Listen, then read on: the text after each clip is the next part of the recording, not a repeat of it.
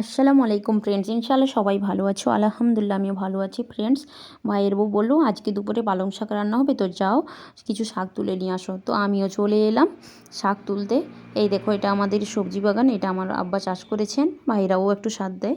তো আমার প্রিয় বন্ধুরা, তোমরা একটু ধৈর্য সহকারে ভিডিওটি দেখতে থাকো। তো এই দেখো আমার আব্বা এখন কি করছেন। পালংয়ের ঘ্যাট বানাচ্ছে। পালং ঘ্যাট হবে কি দিয়ে? খামালু দিয়ে। খামালু মানে চুপড়ি আলু নাকি? চুপড়ি চুপড়ি টেস্টি হয় প্রচুর, হেভি টেস্টি।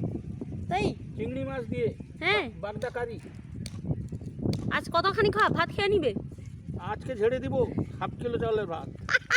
বন্ধুরা, বাবার কথা শুনে আমিও হাসি আটকে রাখতে পারলাম না। তো এখন দেখো, এখন আমার ভাই কি করছে, ও এখন চুপড়ি আলু বের করছে। চুপড়ি আলু ওই লাগায়, ওই খুলে নিয়েছে। কেউ এইসব কাজে দক্ষ না, ওই ভালো দক্ষ। তো ও এখন চুপড়ি আলুগুলো খুলে বার করছে। চুপড়ি আলুগুলো এবছর কিন্তু খুব ভালো হয়নি, এই ছোটো ছোটো হয়েছে, কিন্তু এগুলো 5-10 কিলো করে হওয়ার কথা। যাই হোক, যতটুকু হয়েছে আলহামদুলিল্লাহ 1-2 বেলা মোটামুটি রান্না করে খাওয়া যাবে। আরে কাটো ভালো করে। হ্যাঁ হ্যাঁ এইগুলা কি খামালু? হ্যাঁ, লাগানো হবে নাকি? চুপড়ি আলু লাগানো হবে। কোনটা লাগানো হবে? ওইটা? আর এটা কি খাওয়া হবে? এটা খাওয়া। এটা খাওয়া হবে।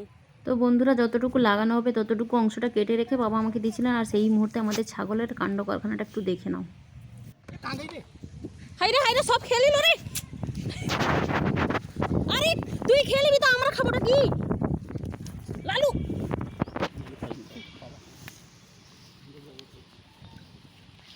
লোভ লেগে গেছে নাকি?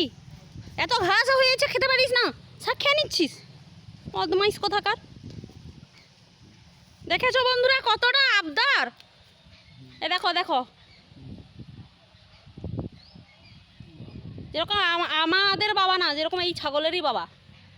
আমাদেরকে এত ভালোবাসা দেয়নি, ছাগলকে যা দিচ্ছে। প্রচুর কথা শুনে। তো বন্ধুরা, আমি এখন শাকগুলোকে ভালো করে পরিষ্কার করে ধুয়ে নিচ্ছি, কারণ বালি জায়গা তো প্রচুর বালি থাকে, তাই বালিগুলোকে ধুয়ে তারপরে শাকগুলোকে কুচিয়ে নিচ্ছি কুচি কুচি করে। এখন আমি যে চুপড়ি আলুগুলো নিয়ে এসেছিলাম, একে আমরা খামালুও বলি, জানি না তোমরা কে কী নামে বলো, তোমরাও একটু কমেন্টে বলবে এই আলুগুলোর নাম কি। তো আমি এই আলুগুলোকেও পরিষ্কার করে ধুয়ে নিয়ে এসে আবার কুচিয়ে নিচ্ছি, ছাড়িয়ে কুচিয়ে নিলাম আলুগুলোকে। এই আলুগুলো একটু চটচটে টাইপের হয়, আর এগুলো কাটার সময় হাত থেকে স্লিপও করে প্রচুর। চটচটে আলু একে বলে, আমি নাম দিলাম চটচটে আলু। কি এত চটচট করছে না, চুপড়ি আলু বলে একে মনে হয়।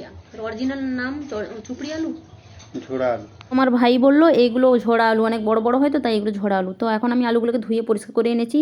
এই দেখো চিংড়ি মাছ, এই চিংড়ি মাছ দিয়ে রান্না হবে। আর শাকগুলোকেও কুচি কুচি করে কেটে নেওয়ার পর আবার 2-3 বার পানি দিয়ে ভালো করে ধুয়ে নিলাম। আর আলুটাকেও আবার ধুয়েছি, কারণ এখানে বালি জায়গা, প্রচুর বালি থাকে। তো এখন আমি প্রেসার কুকারে চুপড়ি আলুগুলোকে লবণ আর হলুদ দিয়ে 2টা সিটি মেরে সিদ্ধ করে নিচ্ছি। যদিও আমার সিদ্ধ করার ইচ্ছা ছিল না, রান্নার পরামর্শদাতা হলো আমার মেজো ভাই। সে বলেছিল যদি ওল রান্না করো প্রেসার কুকারে সিদ্ধ করে নিবে।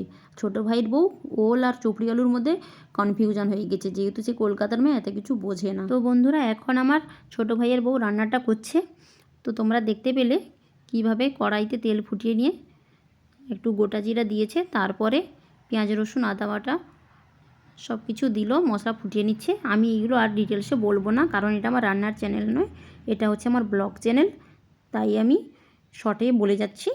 যেহেতু সব কিছু একটু একটু করে তোমাদেরকে দেখাবো, এটাই হচ্ছে আমার মূল বিষয়, মানে ব্লগের বিষয় এটাই। তোমরা দেখতে পাচ্ছ ভাইয়ের বউ চিংড়িগুলোকে কষিয়ে নিয়ে সিদ্ধ করে রাখা চুপড়ি আলুগুলোকে ছেড়ে দিল। আর চুপড়ি আলুগুলো ছাড়তে গিয়ে যখন দেখে আলুগুলো অতিরিক্ত সিদ্ধ হয়ে গেছে, এটা দেখে ও খুব ভয় পেয়ে গেল। আর এখন ওর মনে পড়ে গেল ওকে ভাই বলেছিল ওল সিদ্ধ করতে, চুপড়ি আলু নয়। তো বললো আমার ভয় লাগছে, কী করবো, আমাকে আইডিয়া দাও। তো আমি বললাম টেনশন করো না, এটা তো ঘন্ট তরকারি, আলু তো ঘাঁটতেই হবে। এদিকে আমার বাবাও তার দাদুর একটা কাহিনী বলতে শুরু করলেন। আমার দাদা রান্না করতো, তার বউ শাড়ি পুড়ে দিয়েছিল, তখন তার বর জড়িয়ে যাত্রী সব চলে আসছে। হ্যাঁ, কি রান্না করে খাওয়াবে? হট করে দাদা গিয়ে কি করলো না, তার বাড়ি থেকে লোকের ঘরে বিয়ে ঘর বাড়ি থেকে খামালু খুলে এনে খামালু, চিংড়ি মাছ আর বেগুন দিয়ে ঘন্ট করে দিল, তা সেইটাই খেয়ে চলে গেল। চাটতে চাটতে বুঝতে পেরেছো বন্ধুরা আমার বাবা কি বললেন? মানে আমার বাবার দাদু লোকের বাড়ির বরযাত্রী উঠে পালাচ্ছিল, তরকারি হাঁড়ি পড়ে গেছিলো, আর এই খামালু দিয়ে মানে চুপড়ি আলু দিয়ে ঘন্ট করে দিলেই খেয়ে ওরা মানে মান বাঁচলো আর কি, এই ঘটনাটা বললেন। আর এদিকে রান্নাও হয়ে গেছে, এখন রিভিউটা আমার বাবা দিবেন, তোমরা একটু শুনবে। ও কি টেস্ট! খামালুর ঘন্ট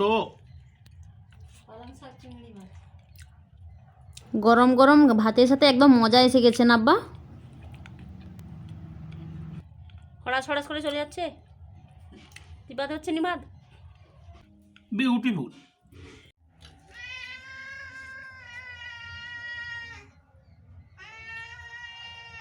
এই দেখেছো বন্ধুরা আমাদের আরেকজন সদস্যের দুঃখভরা কাহিনীটা একবার শুনে নাও। उसको दो মাথাটা তোরকে দিয়ে দো, মাংটা আমি এখন তো বেশ तो मछली दो दो এইটুকু মাছের টুকরোতে ওর পেট ভরবে না মন ভরবে? কিছুই হবে না। শাকটা হেভি হয়েছে। মাখো মাখো হয়েছে পুরো, মুখে ভাত দিলে কি গুলিয়ে যাচ্ছে আর চিবাতে আরে হচ্ছে। চিংড়ি টিংড়ি দাও। শাক খাওয়া বারণ আছে।